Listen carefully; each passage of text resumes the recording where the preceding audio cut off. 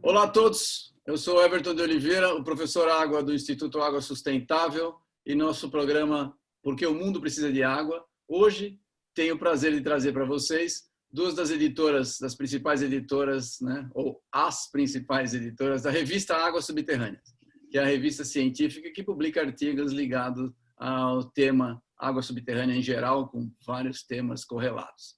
Nós vamos apresentar para vocês hoje a doutora Juliana Gardenali de Freitas, que ela é pesquisadora e professora da Unifesp, da Universidade Federal de São Paulo. Também a doutora Estela Dalva dos Santos Cota, Estela Cota, que é pesquisadora e professora do CDTN, Centro de Tecnologia, Centro de Desenvolvimento de Tecnologia Nuclear. Eu ensaiei antes, mas já engoli de novo. Normal. Tá bom? Por favor, bem-vinda, se vocês puderem fazer uma pequena apresentação de vocês. Juliana, como eu apresentei primeiro, por favor, ordem alfabética. Bom dia a todos. É um prazer estar aqui. Acho que a gente vem trabalhando há um tempo nessa revista, então é uma boa oportunidade para a gente falar um pouco do trabalho que a gente tem feito.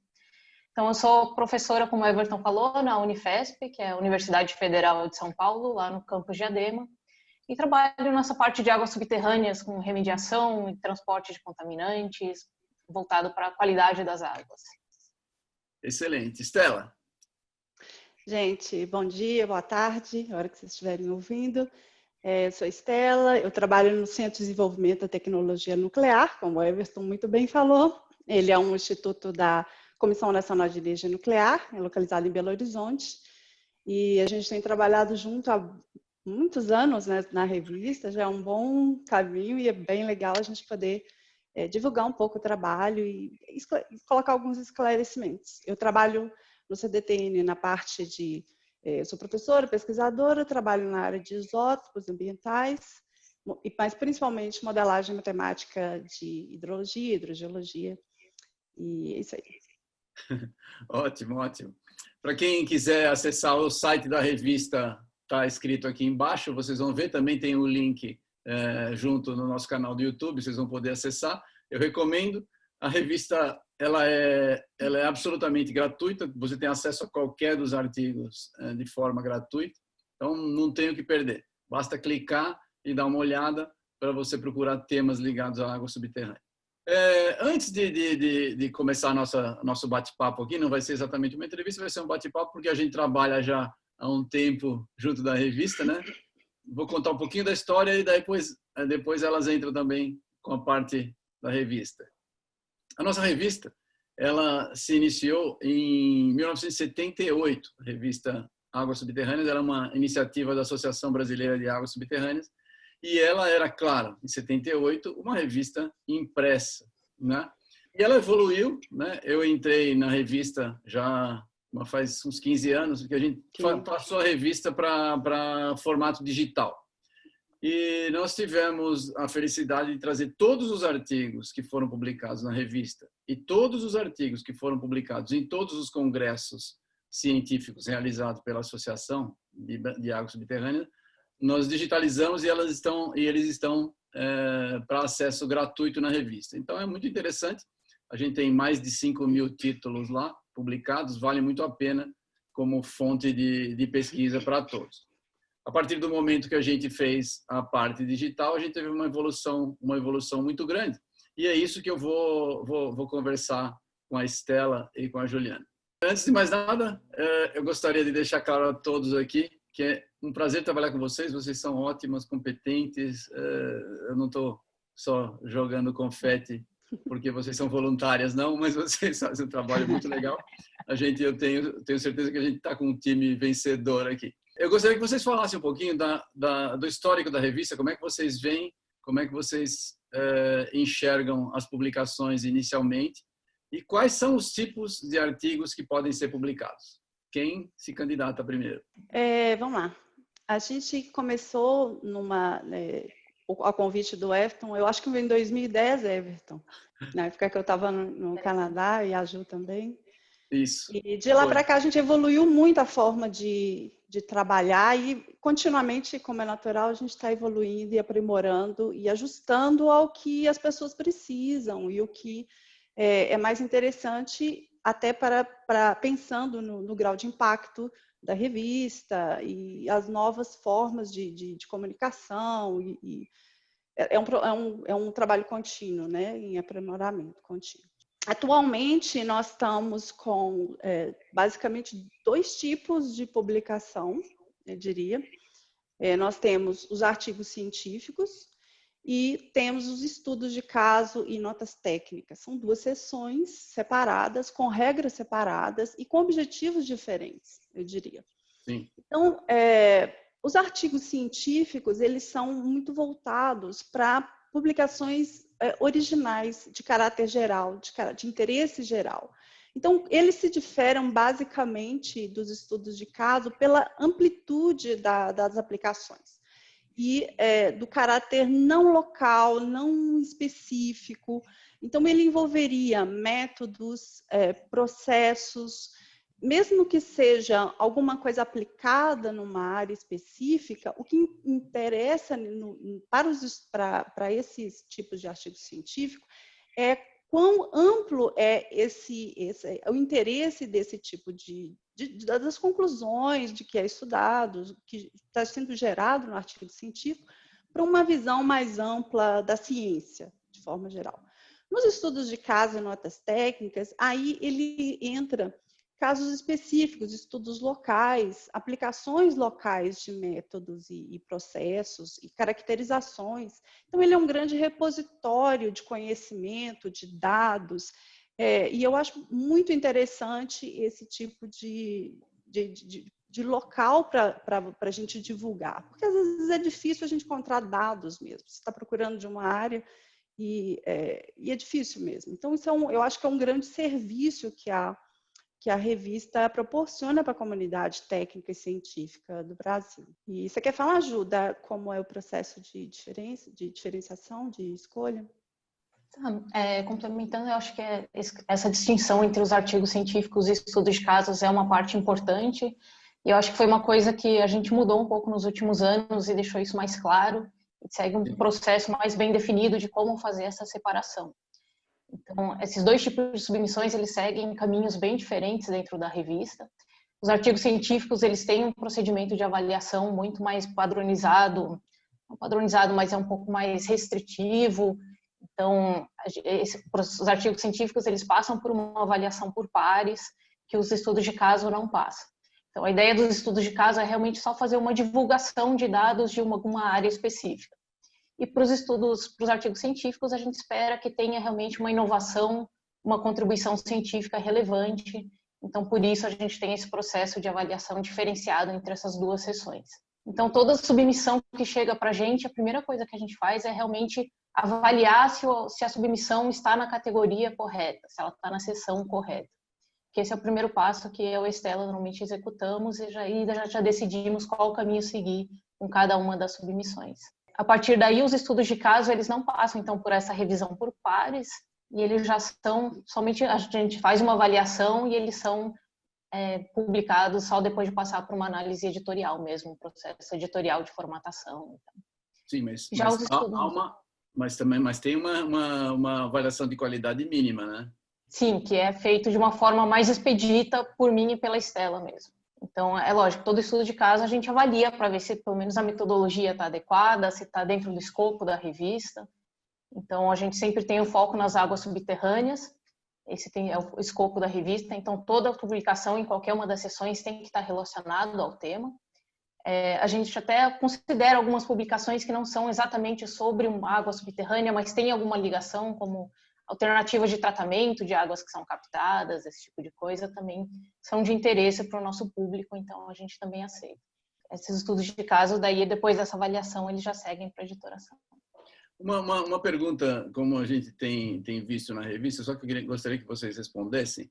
A gente tem uma diferenciação importante e nós achamos que poderia ter uma quantidade muito maior de estudo de caso, as pessoas poderiam publicar, porque o que acontece, na verdade, a nossa intenção, e tem funcionado, é que os estudos de caso não fiquem só guardados aquele o sujeito fez um relatório técnico, apresentou para um cliente. Se aquilo lá tem um interesse geral, e muitas vezes ele tem interesse, por exemplo, em área tecnológica, você vai visitar uma área pela primeira vez, você não conhece direito o tipo de aquífero, como é que funciona, se tem a hidrogeologia do local. E esses dados podem ser encontrados nos estudos de caso, né? Mas então, por isso que é muito importante, esses estudos de caso, em geral, funcionam só as pessoas telefonam para um amigo que está trabalhando naquela região, ou que ele acha que conhece, e a gente está tentando facilitar a vida para deixar os estudos já prontos, né? Para a pessoa chegar e olhar. Mas a pergunta que eu gostaria de fazer para vocês é a seguinte, já passou por mim algumas, mas para vocês muito mais. Conta como publicação para CAPES e CNPq, estudo de caso e nota técnica, tem alguma distinção entre o estudo de caso e o artigo científico? Qual é essa distinção? Pode ser... Tem uma diferença, sim. Então, justamente porque esse processo de avaliação é diferente, então os estudos de caso eles não devem ser considerados como um artigo publicado em revista científica. O pessoal pode inserir isso no Lattes, mas em outra categoria, porque ele não é avaliado por pares. Então, por isso que a gente ressalta isso na revista, que esses artigos eles não têm revisão por pares, então não devem ser contabilizados como artigo publicado em revista científica. Ele tem que entrar numa outra categoria, como relatório, nota técnica. Relatório e nota técnica, exatamente. Tem isso no Lattes, tem que ter essa distinção. Muitas vezes as pessoas colocam como artigo. É a mesma coisa como artigo de congresso, não é isso? Menos, eu diria. Eu diria que até menos, porque em certas bancas acho que você não entraria com um tipo de artigo desse, e às vezes um congresso você entra. Poderia. Então, é realmente um relatório, alguma coisa, mas que uma tem nota técnica. Tem um valor para a comunidade, como a gente é uma área técnica. Com certeza. É um repositório de informações e de conhecimento sobre o Brasil que é muito raro para a gente ter aqui. Nós não temos uma estrutura de informação muito robusta, então isso é uma grande ferramenta de busca de dados primários, inclusive. Concordo. Então, se você que está assistindo trabalha na área e você acha que tem algum relatório interessante, que você teve um resultado interessante, que você achou que ficou bonito e bem feito, né? E que você possa publicar os dados, né? Se você trabalha para algum cliente, nem sempre você tem essa liberdade. Mas se você tem a liberdade de publicação, de tornar os seus dados públicos, por favor, sinta-se à vontade. O local para apresentar e para manter ele aberto ao público é a nossa revista, né? E ainda eu diria, Everton, aproveitando essa sua é uma fonte de informação para ser usada. Então, ao começar trabalho, de repente é uma boa ideia de fazer uma busca lá. O site ele tem uma ferramenta de busca, então procurem se existem informações numa área que você está começando a trabalhar, que você não tem tanto conhecimento. Sim, é verdade, é verdade. As revistas científicas, a gente tem trabalhado bastante com isso. A gente consegue um resultado significativo se você fizer busca no Google acadêmico. Mas no Google aberto, né, que muita gente que não trabalha com pesquisa, nem sabe da existência do Google acadêmico ou já ouviu falar e não usa. Então, a nossa revista, os resultados aparecem facilmente no Google acadêmico, mas não aparecem tão bem, né, como a maioria das revistas científicas, no Google normal. Então, vale a pena vocês optarem por buscas no Google científico, que a gente aparece bem lá, né? Vamos falar um pouquinho. Quando a gente começou a revista, essa é uma revista que tem um público, né, um público específico, a revista científica em geral tem isso. Como é que vocês veem a evolução da revista nos últimos tempos? A gente tem acompanhado e a gente tem as métricas todas. Vocês conseguem falar alguma coisa para a gente? Sim, a gente recentemente fez um levantamento, de tempos em tempos nós fazemos um levantamento dos artigos que foram submetidos e ano a ano e os que foram publicados. É óbvio que dos publicados naquele ano não se remete não necessariamente naqueles que foram submetidos naquele ano, porque quem entrega em dezembro, às vezes, né, vai ou janeiro, demora mais, então tem um delay aí normal relacionado com avaliação e editoração. Então, para vocês terem uma ideia, de 2015 até 2019, então nós começamos em 2015 com 55, em torno de 50 artigos submetidos naquele ano e 20 publicados. E isso foi crescendo ao longo do tempo e estabilizou agora, depois de 2018 para cá, em 120 artigos submetidos e 33 publicados anualmente. Então, essas são as métricas que estão muito estáveis nos últimos anos. Acho que a gente atingiu um patamar aí, nesse formato que a gente está agora. Porque a Estela mencionou bem essas estatísticas, então a gente tem tido um aumento no número de submissões, e acho que isso tem se convertido também numa melhoria da qualidade dos artigos que são publicados. Então, acho que a gente tem conseguido colocar um processo mais seletivo e garantir com isso uma melhor qualidade e, por consequência, um maior impacto também da revista. Então, acho que isso tem aparecido bastante, a gente vê a diferença e essa melhoria ao longo dos anos. A gente vê claramente, como passam por nós duas todos os artigos, a gente vê claramente uma melhoria, uma abrangência maior nos trabalhos que são enviados, uma qualificação geral dos trabalhos. Claramente isso tem acontecido, sim. Isso, me permite acrescentar, se vocês olharem na página da revista, a gente coloca sempre lá os valores do Google acadêmico, né? O Google Scholar. Eu sempre pego, não tem como a gente fazer, pelo menos eu não fiz, não tem o link direto, né? Mas tem a foto lá dos dados do Google Acadêmico, mas se você clicar naqueles dados do Google Acadêmico, ele te leva para a página do Google com os dados daquele momento da revista. E vocês vão ver que sempre em relação ao que está na página e ao que você vai ver na página da revista e ao que está no Google, os números do Google estão invariavelmente melhores do que os que estão na página. Ou seja, a gente tem um retrato que é fácil de ser observado, né? Que os números da revista estão melhorando, né? Então, os dados é fácil. Entrou na página, clica lá naqueles dados do Google, ele vai para a página e você vai ver que os números estão crescendo. E eles têm um crescimento constante. O próprio gráfico do Google mostra isso. A gente tem conseguido atingir um público bem interessante. Vocês podiam falar para a gente, né, um pouquinho, como é que funciona o processo de avaliação por pares? Os revisores, os editores, como é que funciona? Eu vou falar só um pouquinho da estrutura e vocês podem falar de como funciona. Na verdade, na revista, eu tô como editor principal, eu cuido um monte de parte administrativa e relação com as pessoas que submetem, né, para resolver problemas técnicos, problemas também de ordem de decisão da revista. Mas as principais editoras são a Estela e a Juliana. A Estela e a Juliana fazem a distribuição para os editores abaixo delas, são os editores associados, e os editores associados, então, conduzem o trabalho. Vocês podem falar a respeito disso aí para a gente, por favor? Ju? Eu começo, então. Vou dedicar que aí anda logo. Bom, então, realmente o processo começa com nós duas. Toda a submissão, primeira coisa que faz, eu e a Estela, nós olhamos juntas os artigos. Então, nós duas olhamos no mesmo momento, a gente faz as reuniões periodicamente para olhar todos os artigos que chegam. Então, nós olhamos juntos e aí avaliamos se ele está dentro do escopo da revista e se ele está na seção correta e se ele atende no os formato mínimos, né? No formato, né, correto. Exatamente. Então, a gente tem todas aquelas diretrizes definidas na página da revista. Então, a gente faz essa primeira avaliação inicial.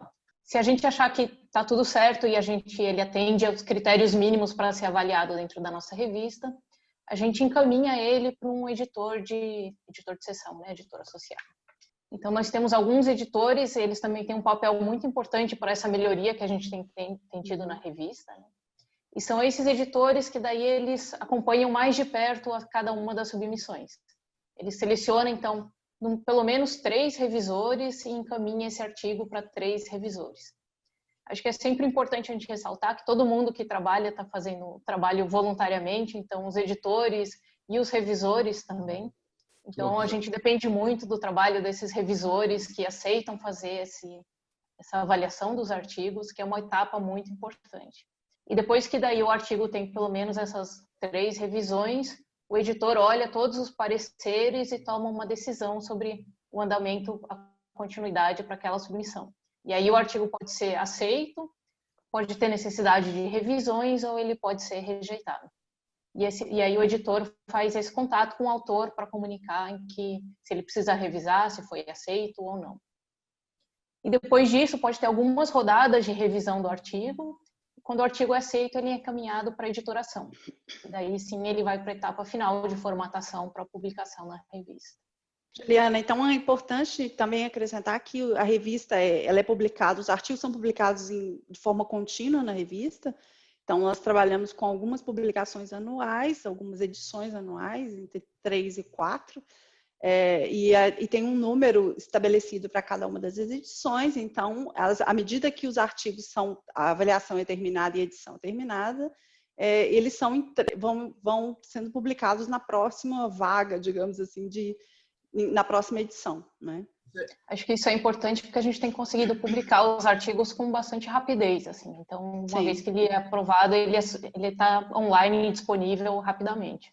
Na verdade, eu acho que é interessante o pessoal saber que o que limita muito o tempo é muito mais o processo de avaliação, que nós dependemos, então, ressaltando o que a Juliana estava falando, nós dependemos do trabalho voluntário dos pares, né? A avaliação de par é um trabalho muito nobre para a ciência. A gente precisa, né? A gente tem nossos artigos avaliados por outros e nós também avaliamos os trabalhos dos outros. Não tem outra forma que a ciência consegue progredir se não for dessa forma, né?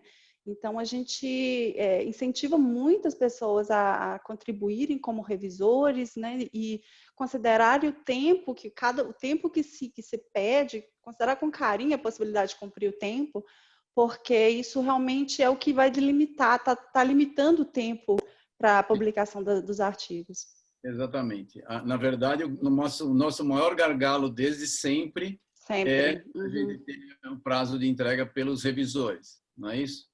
Qual o interesse pessoal? Um revisor pode citar o trabalho dele, ele pode ter algum comprovante que ele fez a revisão? Como é que a revista... Sim, a revista fornece comprovantes de certificados de participação para revisores, inclusive, e é um dos pontos para se colocar no currículo Lattes, né?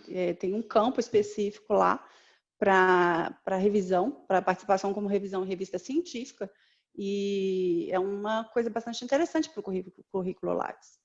Sem dúvida. Só para deixar claro, a gente não tem, esse documento não é emitido automaticamente. Ele é, como muitas das pessoas, em geral, a maioria a gente já viu, não precisa disso, né? Ou não faz muita questão de apresentar o certificado. A gente faz sob demanda, né? O pessoal pode mandar uma mensagem, em geral manda mensagem, pode mandar diretamente para mim, tem um contato lá na revista, ou para uma das duas, e a gente fornece o certificado, não tem problema. Nesse caso de avaliação, eu tenho uma outra pergunta para vocês aí.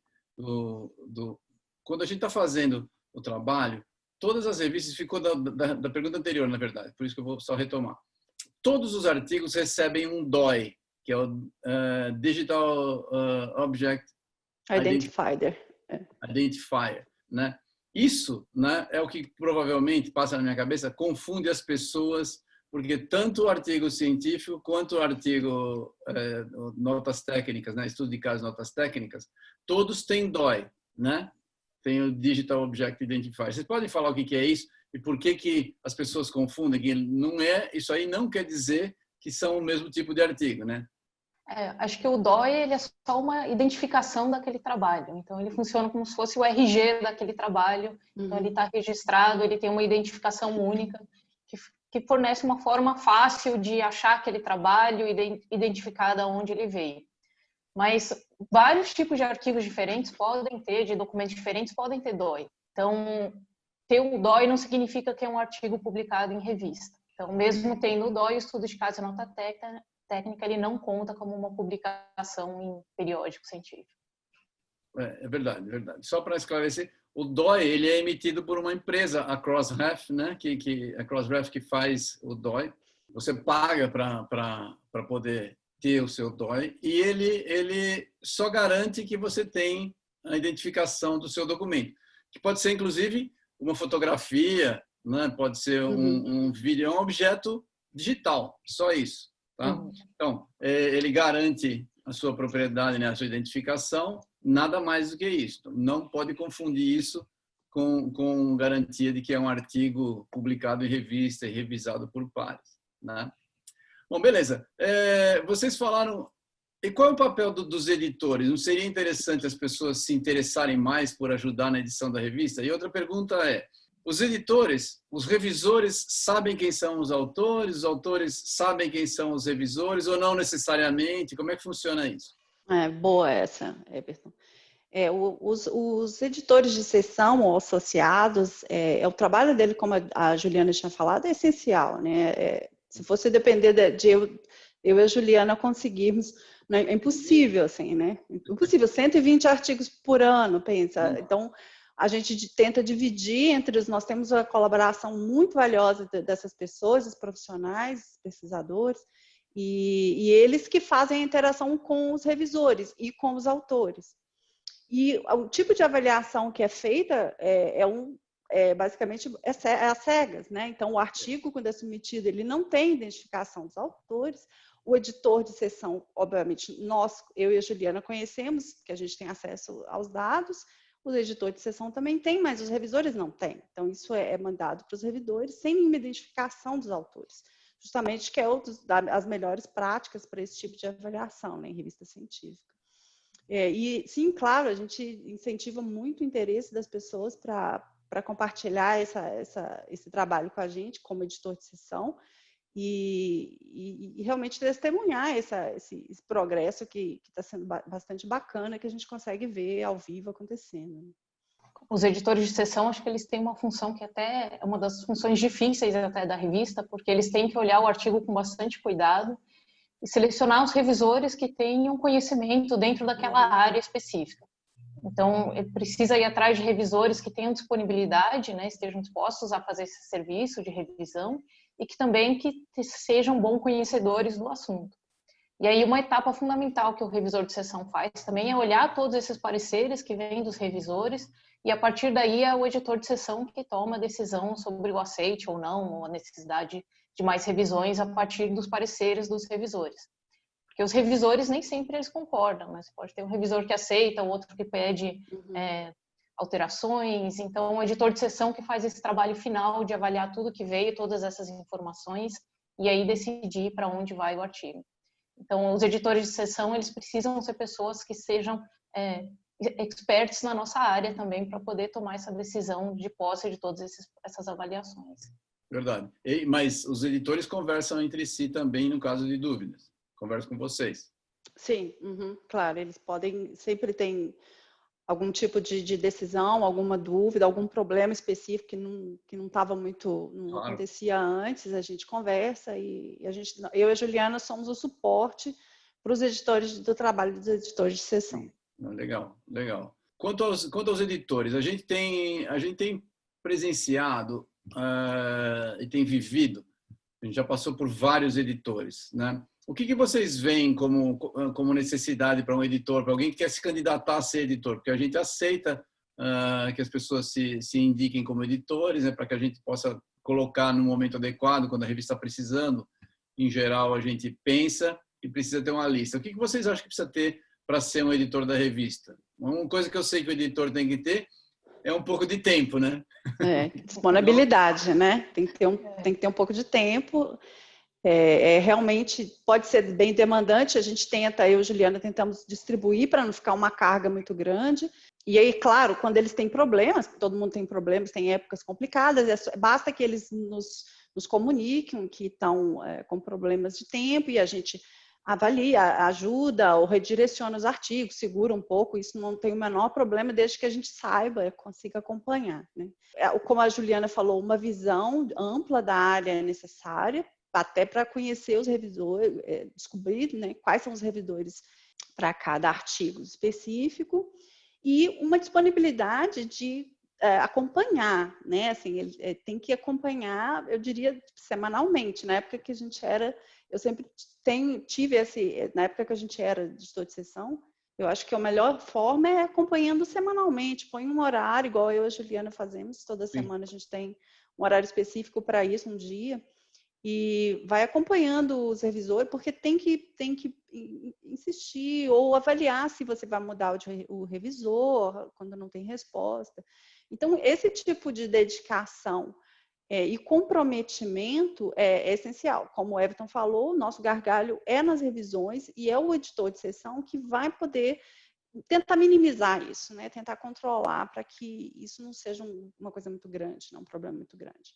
Vocês estimam quanto tempo o cara precisa, um editor? Só para quem estiver pensando no caso aí, para ele não tomar um susto muito grande de quantidade. Eu acho que, não sei, Juliana, eu acho que na época que a gente era editora, eu era mais ou menos o mesmo esquema que agora a gente tem com outras atribuições. Eu sempre colocava umas 2, 3 horas por semana, eu diria, e faz uma varredura nos artigos que está sob sua responsabilidade, manda uns e-mails, cobra, coloca tira, põe alguma coisa. E é importante que isso não fique parado, novos artigos, por exemplo. Quando você envia um artigo novo, que aquilo não fique parado 1, 2 semanas. Isso não pode, acho que seria coisa que não pode acontecer. Mas eu diria isso, não é, Juliana? O que você avalia, assim, umas 3 horas por semana? Sim, também. Em média é isso. Pode ter alguma semana que É. demanda um pouco mais e tal, mas em média eu acho que fica por aí, umas 3 horas por semana. Uhum. Legal, legal. É importante saber. E quantos artigos por ano, em média, cada editor recebe? Por ano, ele fica mais ou menos sempre com entre 3 a 5, não mais do que isso ao mesmo tempo. Mas por ano, eu não consigo. Você consegue, Juliana, pensar? 32, a gente tem a gente tem o quê? Uns 10? Na verdade, é 120, né? Seria pensando pelo 120 aí. Mas assim, digamos, editor de sessão, né? Os 120, não todos vão para avaliação, isso é importante dizer, né? Porque alguns desses são para estudo de caso, que aí eu e a Juliana cuidamos dessa parte. Então, entre 5 e 10, mais ou menos, né? Acho que sim. Diria isso. Porque o processo de avaliação pode ser demorado, né? Ele pode ficar vários meses, sim, até o final. Tem artigos que são super difíceis de se encontrar. Artigos muito específicos, é difícil de encontrar revisores, né? Mas nunca passa de 5 ao mesmo tempo. Acho que isso nunca aconteceu. Quando está num caso desse que está uma demanda muito grande, a gente se reúne e tenta conseguir um outro editor de sessão para distribuir a carga de trabalho para não deixar pesar bastante. Legal, legal. Bom, o que mais? A gente deixou de cobrir os pontos que a gente estava querendo cobrir aqui. Que vocês querem falar mais alguma coisa, meninas? Na revista? A gente cobriu bastante, né? Se alguém quiser submeter os artigos, como é que funciona? Peraí, só uma coisa a gente esqueceu de falar, que é importante, que muitas vezes as pessoas não veem. Se ele tiver, o cara é editor, ele entra no nosso site lá, ele vai começar a ser editor. Ele pode aprender como? Ele tem que ficar aprendendo a raça ou tem como aprender alguma coisa? Tem tutorial? Tem tutoriais disponíveis, então tem um link para todos os tutoriais, para todos os passos do sistema, então tá tudo lá bem detalhado. E a gente também sempre ajuda os novos editores, né? Sempre que tem dúvida, eu e a Estela, a gente se coloca à disposição também para tirar qualquer dúvida que apareça. Legal, legal. Na verdade, esses tutoriais estão acessíveis a qualquer um, não precisa ser editor, nada. Você pode entrar no site da revista, você vai lá ver os tutoriais, estão em vídeos, foi gravado há um tempão já, eu fiz isso, mas eles explicam o sistema perfeitamente, é tranquilo para quem tiver interesse. São vídeos curtos, bem acessível, ele mostra a tela, eu acho que não tem muita dúvida, não. Beleza. Claro, se eu conseguir, qualquer um consegue. Vocês podem ir sem medo. Só para complementar também, para quem quer submeter, eu acho que as instruções estão bem detalhadas no site sobre como formatar essas submissões. Então, para estudo de caso ou artigo técnico, são formatos diferentes, mas está tudo lá no site também. E você comentou que a revista, os acessos estão disponíveis gratuitamente. Então, ela é completamente open access e a submissão também é gratuita. Então, os autores também não precisam pagar para fazer a submissão. Sim, importante. É tudo gratuito, é verdade. Importante. Então, para submissões novas, só ressaltando o que a Juliana falou, olhem, por favor, as formatações, porque os formatos, as instruções, porque isso acelera o processo depois, né? Evita de volta e consertar. O formato é o tamanho em geral, porque a formatação final, o autor não precisa se preocupar, não é isso? Não. Com exceção dos artigos que vão para estudo de caso, notas técnicas. Lá a gente já tem um template, já está formatado para o Word, então basta que a pessoa altere o conteúdo e mantenha a formatação e submeta para a gente já no template, já no formato já fechado. Com relação aos artigos, não, ele manda em formato simplificado, tem as regras básicas, mas é tudo muito simples, e a formatação final é feita no final do processo, antes da publicação. Legal. Bom, meninas, eu agradeço. Eu queria que vocês fizessem uma chamada aí final para as pessoas publicarem, cada uma de vocês aí. Pode fazer, porque a gente vai usar depois na divulgação. Pode começar. Quem quer? Júlia? Juliana, perdão. A Estela já se ofereceu. Beleza, vai, Estela. Gente, então esse é um convite para vocês conhecerem primeiro o conteúdo que a revista científica das águas subterrâneas fornece para a comunidade técnica científica e da hidrogeologia no Brasil. Conheçam primeiro, submetam, participem como avaliadores na construção desse conhecimento, desse repositório de conhecimento que a gente tem feito nos últimos anos, e é histórico, né? Então a gente vê o avanço do conhecimento sendo registrado na revista. Então eu também deixo o meu convite para todos entrarem no nosso site e participarem da construção da nossa revista. Então submetam suas contribuições como estudo de caso ou artigos científicos. É um veículo de grande alcance na nossa área, então uma excelente chance para a divulgação do trabalho que está sendo feito. Eu agradeço vocês pela gentileza e pelo prazer de poder bater um papo aqui, né? A gente trabalha junto, mas se vê tão pouco, né? Verdade. Tudo só por e-mail, tá bom? Então, agradeço as duas por ter oferecido esse conhecimento da revista. Convido a todos novamente, reforçando o que elas já disseram, visitem o site da revista. O site da revista vai estar aparecendo aqui embaixo, vai ter um link no canal do YouTube para vocês visitarem. Visitem a revista, façam comentários, submetam seus artigos científicos e seus estudos de caso. A comunidade de hidrogeologia no Brasil agradece. As revistas, os artigos podem ser publicados em inglês, francês, mas a maioria é em português, espanhol, mas a maioria é em português, tá bom? Fiquem à vontade. Um abraço a todos, obrigado meninas, até a próxima. Obrigada. Obrigada.